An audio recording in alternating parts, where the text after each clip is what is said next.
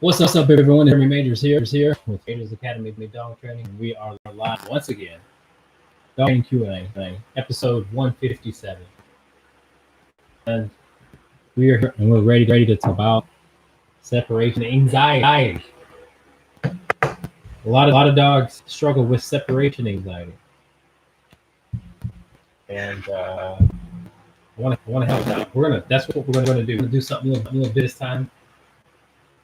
We're going to talk about separation anxiety for a while, break it down, and we're going to talk about, and then we'll get to your questions. So please be patient with your questions. I will get to them. We want to talk about separation anxiety right out of the gate. All right. So I hope you guys are having a wonderful Thursday. I know this world is crazy as hell. It's getting to me. It is stressing out, but we're here to talk about dogs, and hopefully we can help you out. We're live on Instagram, Facebook, and YouTube. There we go. All right, let's break separation anxiety down. I want to talk about this because the three dogs that are boarding with me, they definitely struggle with separation anxiety in a certain area. So, and that area is being away from me while they're in the yard. So part of what we do here is I want to be able to let a dog out and go potty, go to the bathroom, and allow them sort of chill outside without me being there. So we work dogs through that because I want to get dogs comfortable enough to be able to be outside without freaking out. And so some time outside separate from me. I want them to relax, enjoy the weather, sunny, and allow the world to go on. The dogs that are boarding with me have gotten in trouble with people come to the yard or come to the house and being territorial. And so this is how it's still all connected with separation anxiety. So I want to break down how you would obviously fix that. So first and foremost, you can never allow a dog to move forward, which means in any way a dog to get what it wants in a mindset that's not yet. Because if you do, you are feeding into separation anxiety. And for some dogs, I would say even most dogs, when you tell them to sit and they sit, it's just not for them. They're still not ready to get what they want, to receive what they want. So, for example, we dogs out. I want them out of the crate if they're whining, if they're staying up, if they're boring. Until they give me something that is going to be beneficial for them to be let out, which just is calm energy. Be calm, and you come out. Simple as that. So some people get the dog in sit, but the sit, the dog is still on its toes, right? It's still tense. It's whining. It's you want to work through that. That mind is not ready to receive being let out because it's a dangerous mindset. All dogs who bite are in that dangerous mindset on their toes, and it's so much harder to reach your dog when they're in that mindset.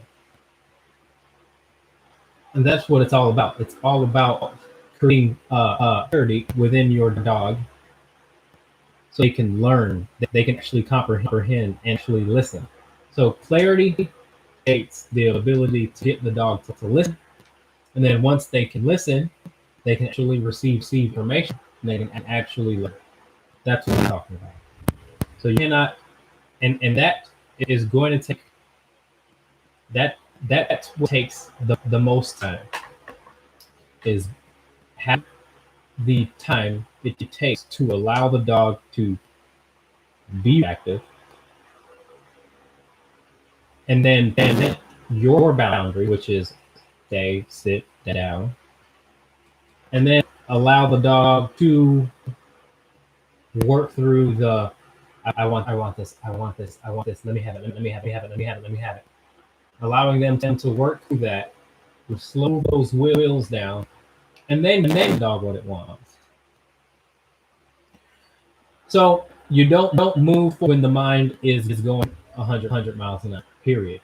And but what you'll have to do, more importantly, is make sure you can have the time to do it. Most of us, if we're rushing, it just ain't going to get done. If we're get to work, we're rushing to go out, then we tend to skip what needs to be not skipped, overlooked. And so it is my job for 3 weeks to slow down the mind completely and show the dog that calmness gets you the thing that you desire, not anything else. Not barking, obviously not biting, not whining, not pacing. So one dog in particular I have is very attached to humans, and we've worked really hard on getting the dog to set outside of the yard while I prepare the food for the other dogs, or just allowing him to go. So it gets so bad that dogs only go to the bathroom they're on leash. If you have a yard, and your dog only goes to the bathroom on leash, it is because they cannot get to a relaxed enough point to go outside in your backyard, and it definitely can be anxiety. But that's crazy. Dogs should not be anxious in your yard. Your space, your house, your space is a place where the dog should be at ease, at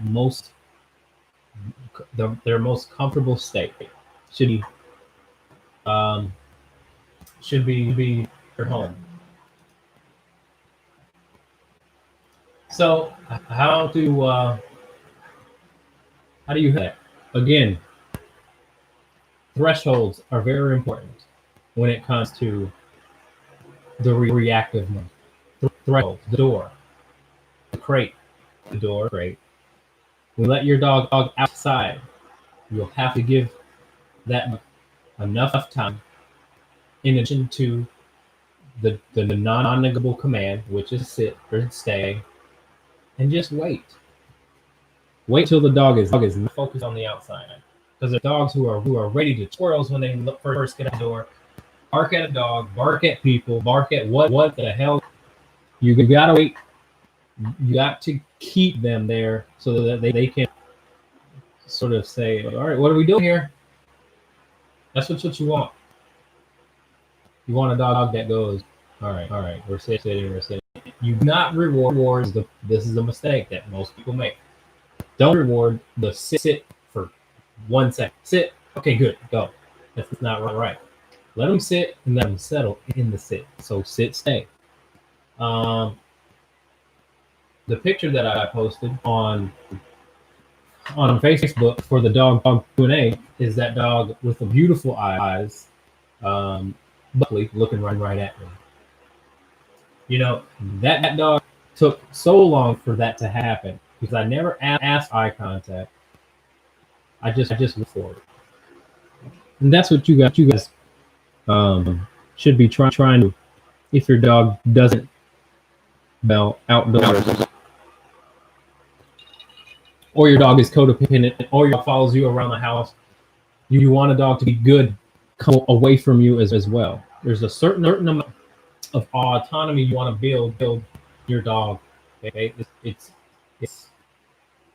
endearing that dog follows you around. Yeah, okay, yeah, feel real special that the dog loves you, nobody else. All right, cool, but also playing into behaviors that can not be that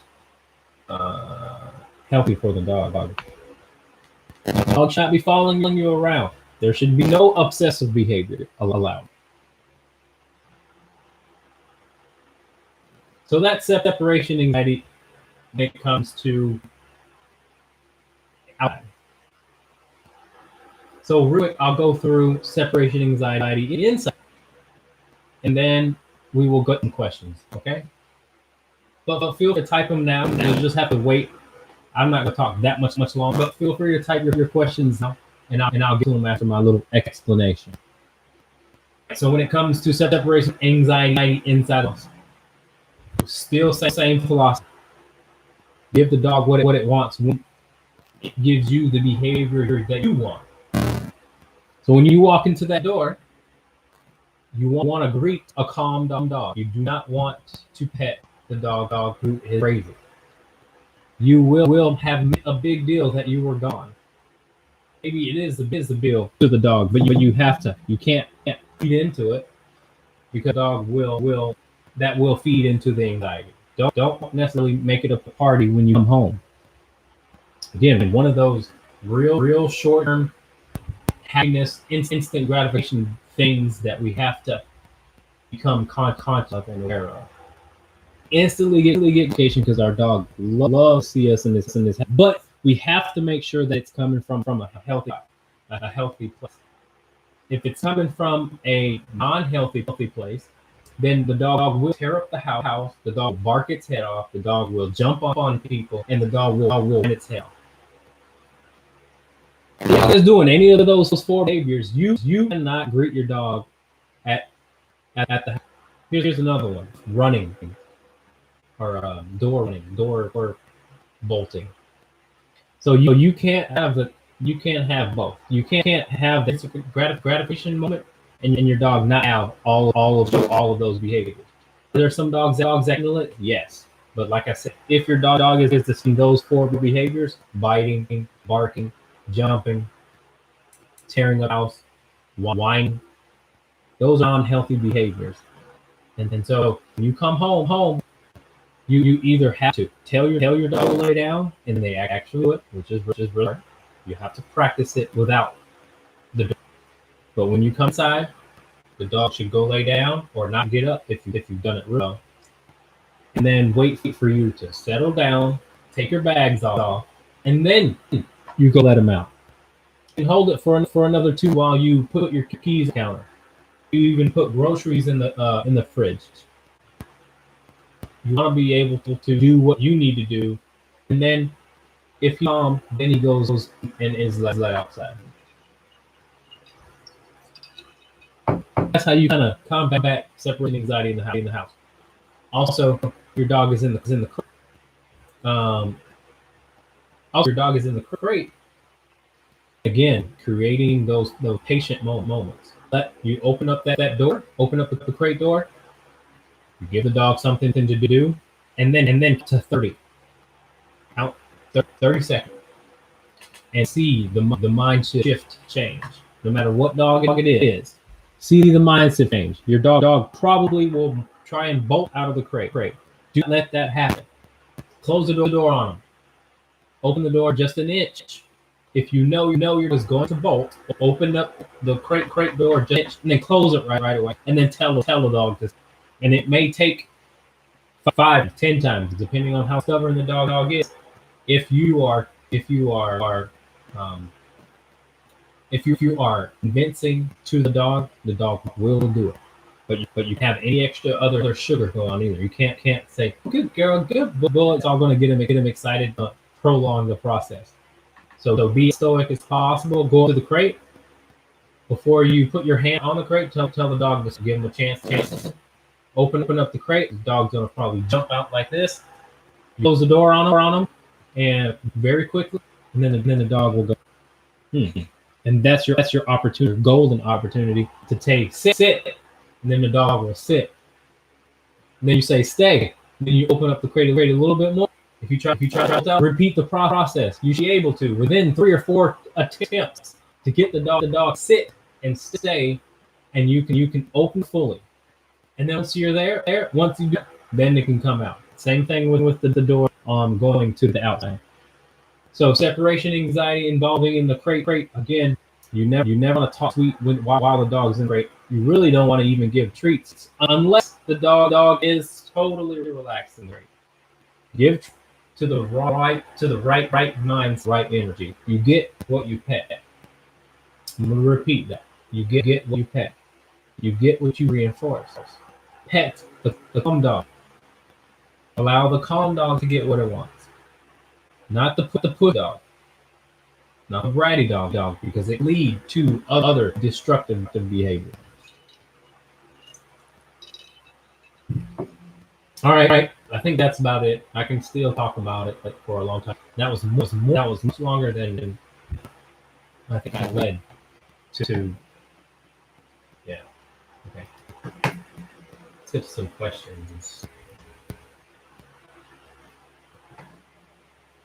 Okay. Sarah says genetics does have some play. I've learned personally. Anti-anxiety medication put him in a state to utilize all the tools we're talking about. Thank you for talking about this topic. Very welcome. And yes, genetics play a big role. But also, when you're rescuing a dog, you have certain windows of opportunity. You don't have certain windows because a dog's life, a puppy's life, from 49 days to 10 months to a year to a year and a half, there are certain windows of opportunity to help with all of those behaviors. And if we're rescuing dogs, then we're having to deal with those windows that are very, very hard to reopen. And it's just like a child who has lifelong effects because certain things weren't done while they were young. So just keep that in mind. Genetics, yeah, but also windows of opportunity for a dog to learn gets very, very tough once they're missed. I rescued a dog that was 5 years old. I've rescued dogs that were 3 years old. Rescued dogs that were 1 year old.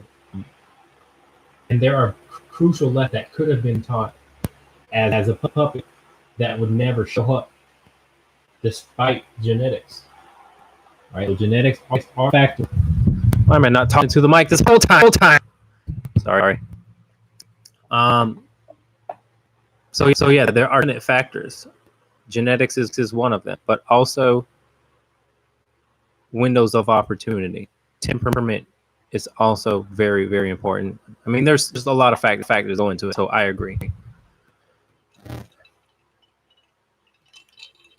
All right. Next question. Rami says, we just adopted a foster dog, our foster, and she really struggles with the crate.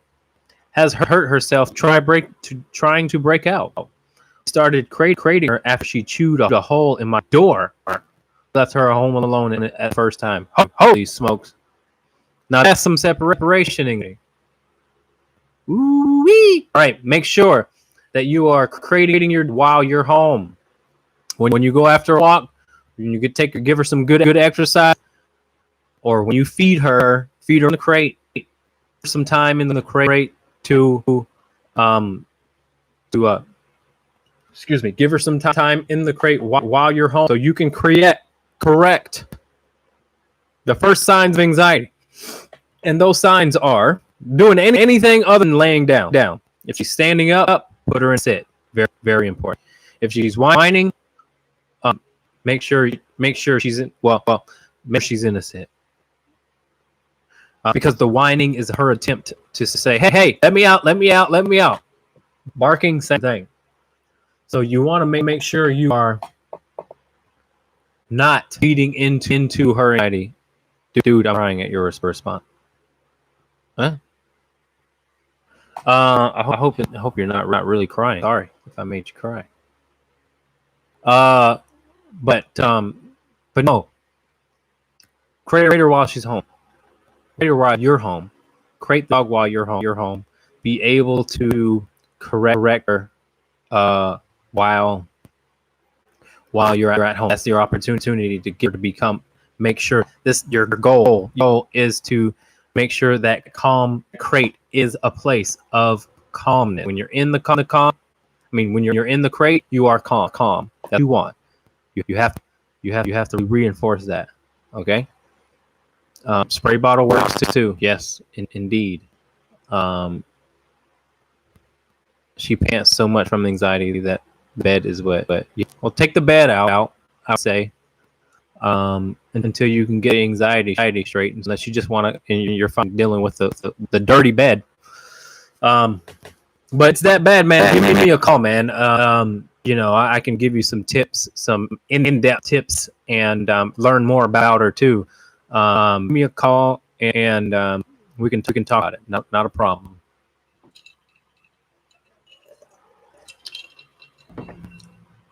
Because I'll be able to tell you things that aren't even involved directly with separation anxiety that will help. All right. Thanks for your question. Feel free to ask. Okay, hold on here. All right, next question. Who's next? All right, Jessica says, how long do you the dog to calm and focus before trying something else to get them calm and focused? It seems you try and sit or down with one of our dogs, but he does not calm down before he gets overwhelmed, rolls over, or runs away. We absolutely do not let him pay attention to him except when he's in the calm laying down. So put him on a leash. Don't allow him to run away, and just stand there. Then, if he rolls over, that'll just be temporary, and he can stay in that down. But as long as he's doing something. So I would put him on so he can't run away. Open the door, and then just stand there. Obviously, don't let him out the door. But that's what I try. And I guarantee, if you stand there, that dog will. You gonna let me out or what are we doing here? So that's it. Thanks for your question. All right.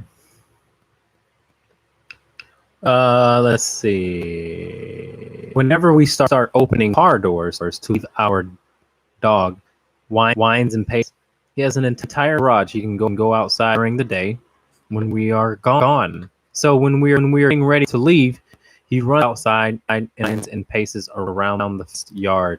How can we work him to calm? How can we work to calm him?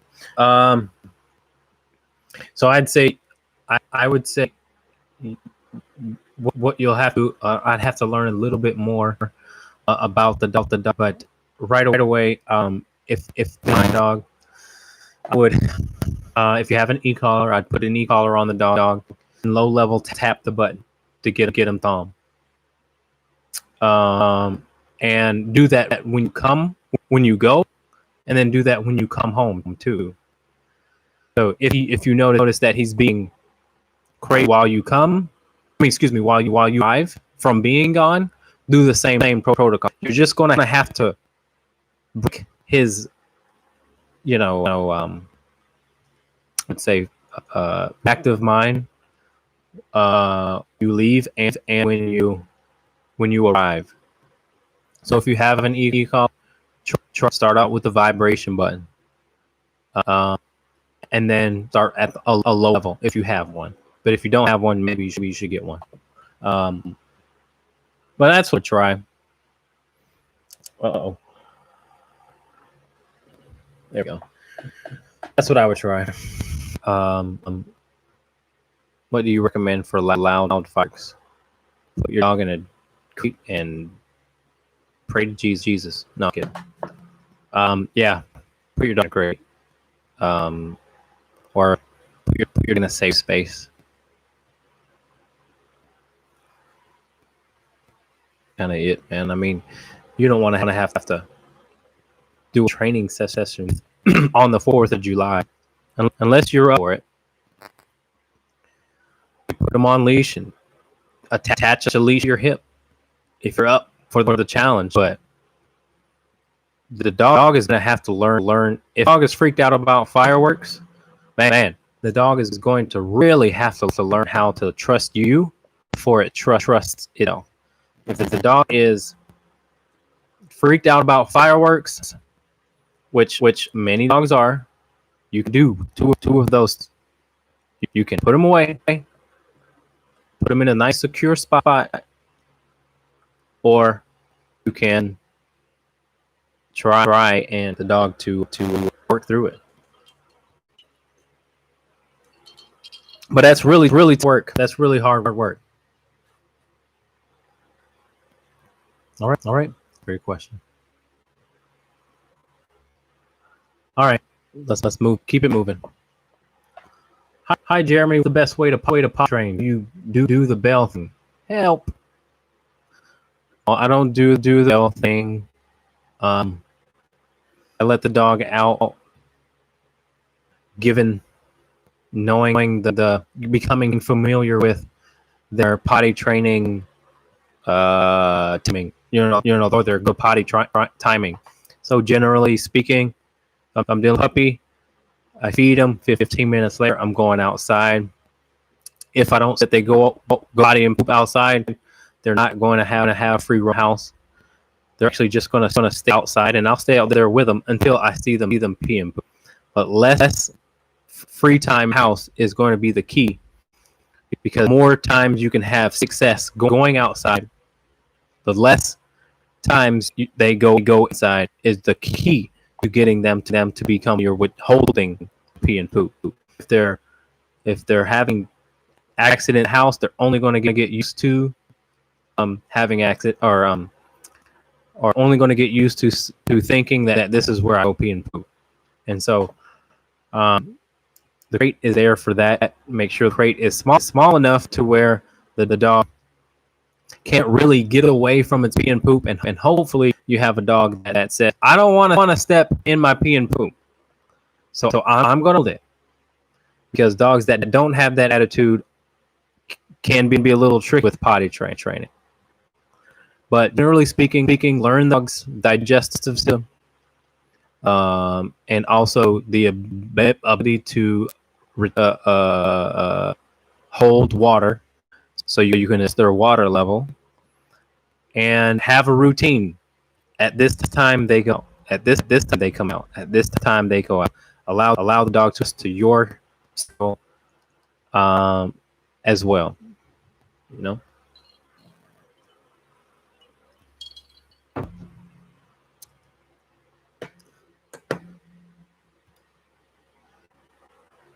seeing you last Saturday. Too bad chop it up a little bit more. Okay. Next question. For sure, when we talk sit means sit and weren't sold. My boyfriend wants to know if you're drinking sweet tea or on a plumber. I don't know what he needs to know. He needs to know. It's an old fact. Come on, man.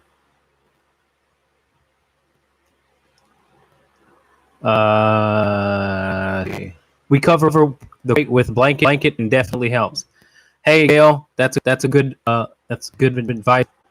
Pat is a very experienced dog owner and that is definitely a helpful tip. Fireworks, put a dog in the crate, put a blanket over the crate. It definitely soothes that situation. So thanks, Pat. All right, what if the dog has containment phobia? How do you deal with it? The dog has containment phobia. I first of all really want to know. Really want to know if it's actually containment phobia. If it does have containment phobia, then I'm okay with adjusting according to. I had a Doberman that only had one over. So 14 years of doing this, I've only experienced one Doberman puppy that was just like, dude, if you let me out, I will freaking be okay. But and so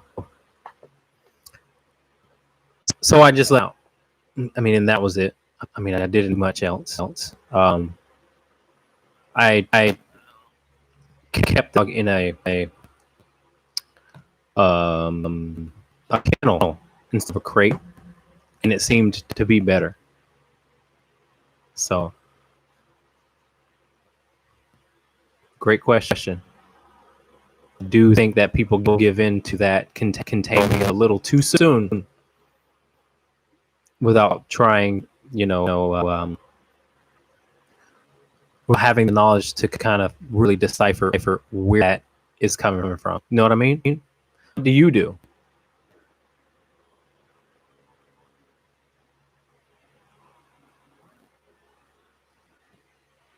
All right, thoughts on not being comfortable, but being comfortable left out in the house. Is it essential, in your opinion, to be comfortable in both? Great question.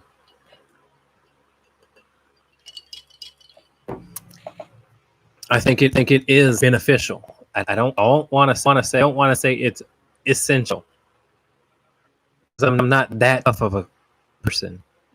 My dogs are going to be good in the crate at an age. They just are. Say for example, got to stay over at a vet's place. You don't want them freaking out. You want them to be able to become calm. You want them to be able to relax. So a well-adjusted dog will just go in a crate in a hotel room and chill. So I like to have that always an option. I like to have that as a my dogs travel in a crate while we're in our because it's safer, and obviously less crap to clean up. But so in my opinion, I highly recommend it. I don't tell owner that it is required. Okay. Thanks for your question. All right. Moving along. Okay. Answer the question. So yeah, I mean, separation anxiety is a tough one. Although again, all dogs that come here, it's a new environment. They're going to be anxious. Going to want to go back to where they feel the most comfortable, convenient, and they can be themselves. And so I'm very comfortable with dealing with separation anxiety, because most of the dogs that I have. Hey, Christopher says, when crating the dog while we're home, she will relax. Door is open, but Whine's door is closed. Should we be telling her to quiet, or should we ignore her entirely, or should we stand up and point our back to her? Great question. So, when close the door, just make sure that dog is either in a down or either in a sit. Once those two happen, then you can ignore. Sometimes if you completely ignore them, they will sit there. Some will just sit there and whine and bark for hours. There is at some point when you do have to intervene and say quiet. But sometimes just quiet is not enough, because they're free to sit. They're free to stand or spin and whine. So you want to give the dog that is anxious, sure that the dog is either in a sit or a down, then you can ignore the dog and the whining will go away. Because sometimes that quiet command is just not going to work for you.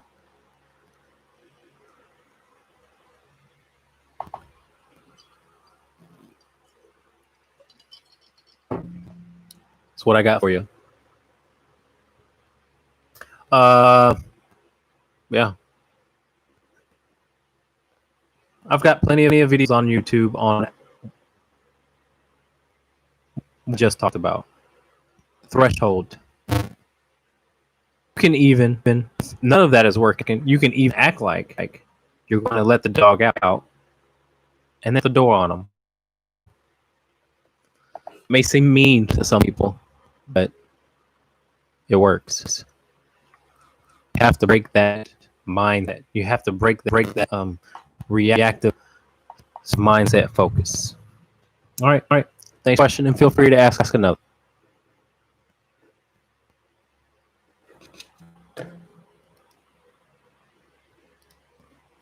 Also, once again, something that helps with separation anxiety is not allowing the dog to follow you around the house. Don't let the dog follow you around the house all the time. That will help with separation anxiety. We reach all of that just now in real time. Whining, but now she's trying to sleep. Hey, look at that. You also gotta give time, man. Give the dog. Listen, the whining, the barking, the penis in the crate, all is saying, "Let me out, let me out, let me out, let me out, let me out, let me out, let me out, let me out." And you have to be more persistent than the dog. Dog's persistent attempt this thing, let me out, let me out, let me out, let me out. Your mindset has to say no,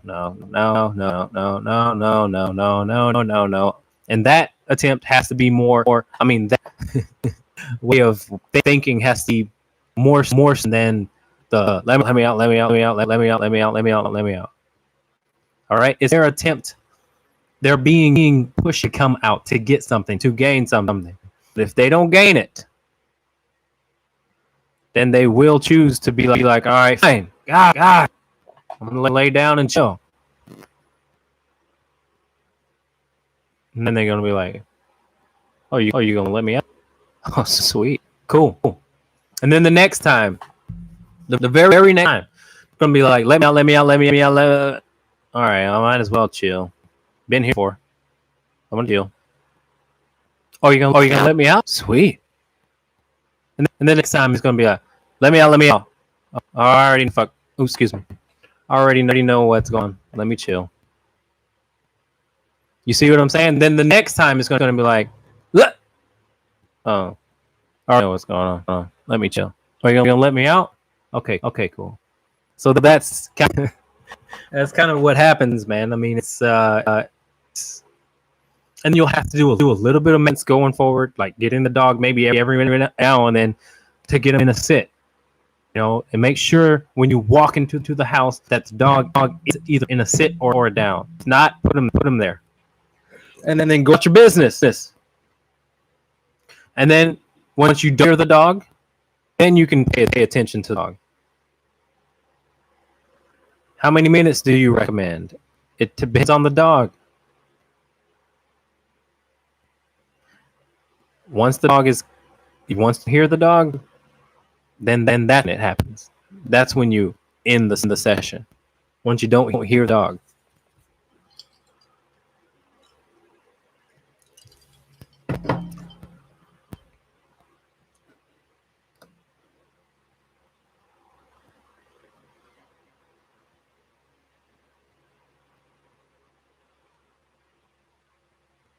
Have you ever used Purina Calming Care probiotic?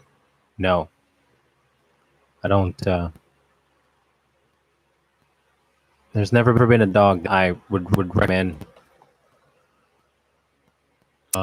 any sort of calming anything. Duration, time duration is the best medicine. And I've dealt with very, very anxious dog.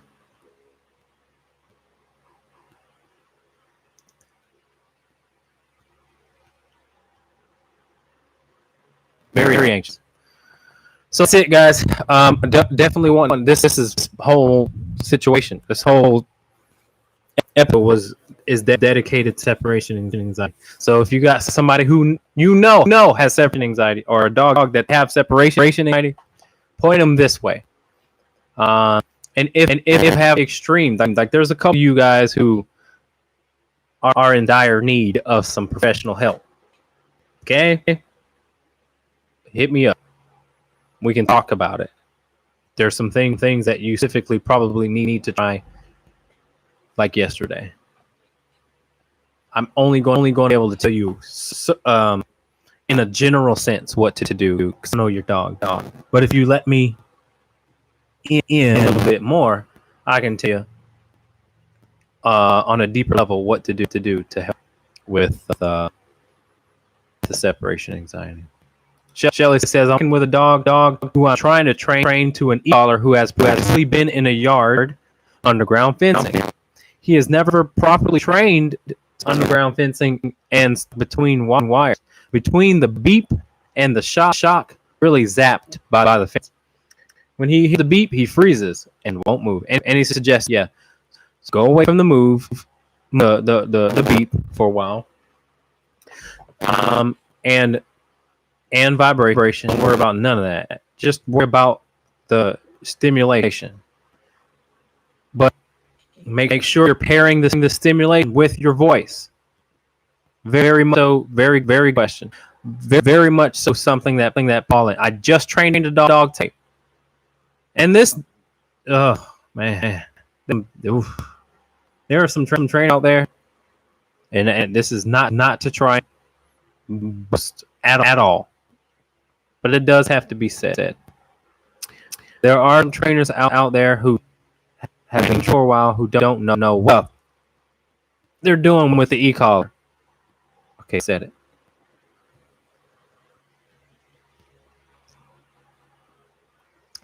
The goal of any tool, especially something as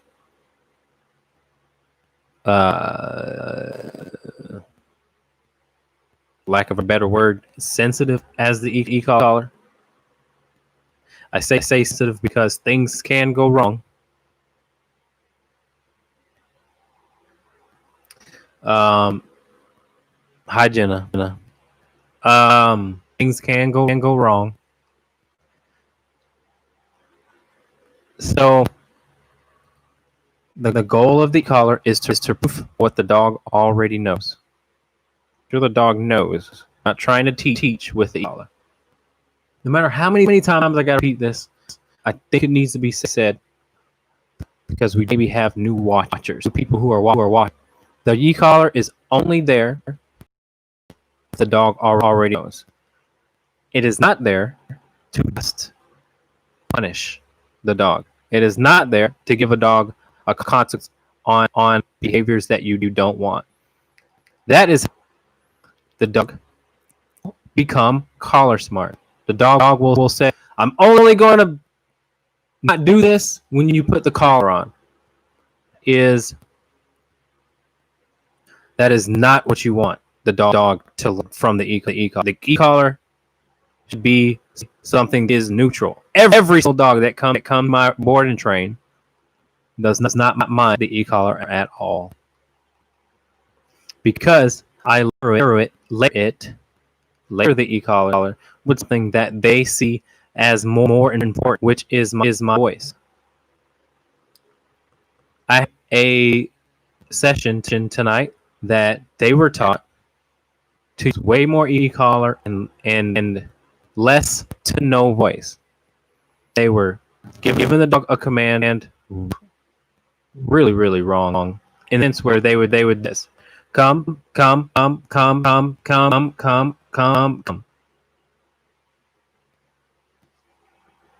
Man, that's very poor e-collar training.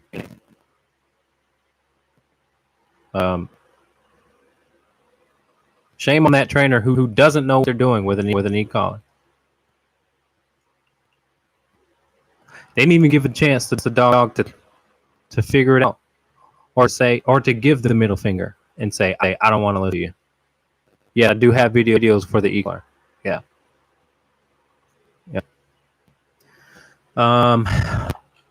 We like to use known as the indicator along with the command, and we like to use the vibrate when we're praising her. What? No, don't do that. We only use shock when there is a high track. No.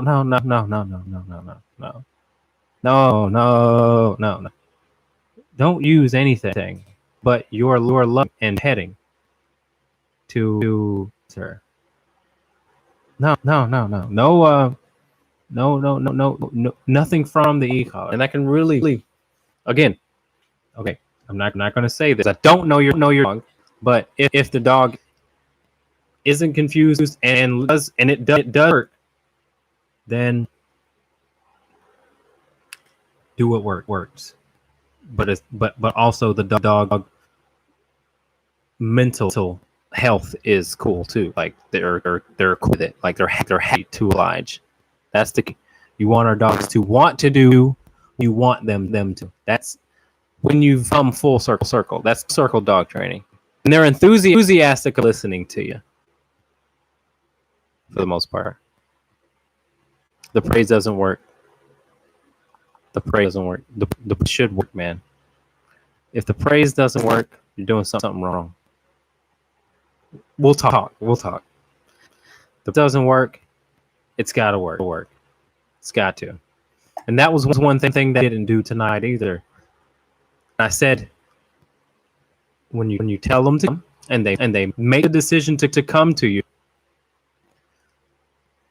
give them some good girl. Get you. No, get real goofy. That will help the dog come to you quicker. It becomes clear. So you want to layer the e-collar with voice. Your voice is something you always have, and I tend to stick with. I tend to stick with the stimulation because the stimulation you can whisper and you can yell, or you can just use your common tone of voice. With the rate or the beep, there's no variation. It's just one word. So, example, this is how I use stimulation. You always want to work back to whistling. All right, so I'll say, Oakley, come. And if he doesn't, say, Oakley, come. And then if he doesn't, Oakley, come. That's what you can do with the e-collar. Stimulation. With the vibrate, it's Oakley, come. Oakley, come. Oakley, come. Oakley, come. So you want to work back to whisper because the vibration with dogs is too much. The beep again is only a one street.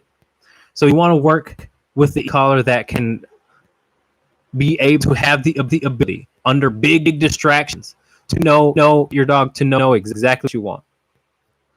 Now I'm catering to the set of dogs. There are people who will have e-collars that can use it in their own way, and then the dog lives totally fine. I'm cool with that. Whatever.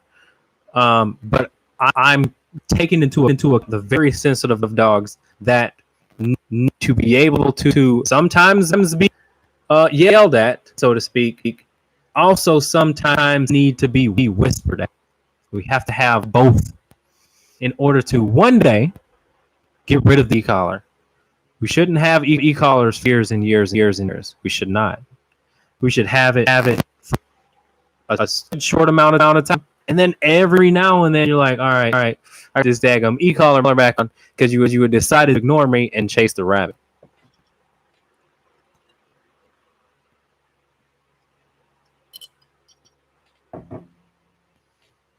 So Keith says, "My run to me when I start pulling the e-collar off the hangers." Guess I'm doing it right. Bet you are.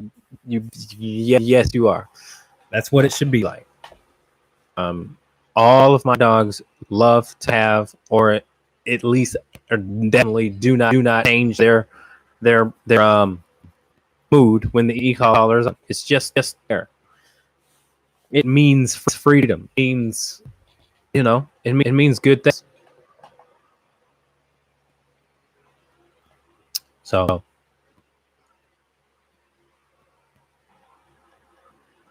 all right. I keep on and on that. How do you get up to stop responding to wandering cats, rabbits, and skunks, etc., barking specifically? Well, I would say the dog has to listen to you better. Dog has to stay a certain. What's up, B? The dog has to stay to a certain level of, I guess, being humble. So when it comes to distraction, too, guys, that's a good question. When it comes to distractions, making your dog, helping your dog listen to you when there's no distraction to a very high level is going to help when there are distractions. Just don't think that dog to listen to you when there's a rabbit.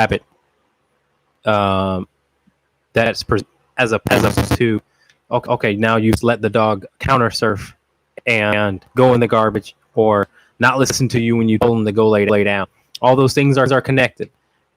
When you are by yourself with your dog in the home, there's golden opportunity to get the dog to listen to you when it really matters. So cover all bases. Yes, the dog is misbehaving in certain areas, but just because in the other areas the dog isn't misbehaving doesn't mean the dog should be doing certain things. So it's overall how much the gets to do what it wants to do.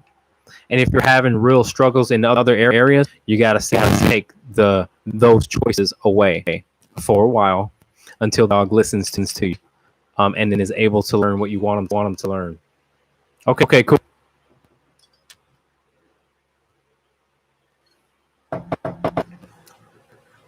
Hope that makes sense. Let's see. Do you the phrase doesn't work? I think there was another question. How do you address counter surfing? Counter surfing would be any tool that would get the dog to, whoa, don't want to do that anymore. Whether that be spray ball, doggy e-collar, verbal no, whatever, doesn't matter. I start with no bark and then tell him to come when he's in. Listen, then it worked to decrease stimuli. Things are going well, but I have to let him go outside and go potty. Well, let him go and go potty. But don't allow him to focus.